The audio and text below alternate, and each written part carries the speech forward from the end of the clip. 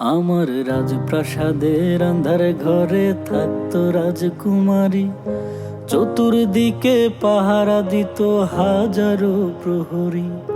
মনের সিংহাসনে বসে করত রাজ্য শাসন, মুগ্ধ হতাম শুনে তারি মিষ্টি মুখের ভাষণ।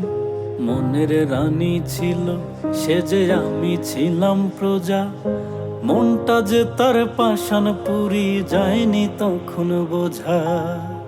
আমার রাজ্য শূন্য করে চলে গেছে বহু দূরে, পেয়ে মানুষ দামি। যখন তোমার কেউ ছিল না তখন ছিলাম আমি, এখন তোমার সব হয়েছে পর হয়েছি আমি।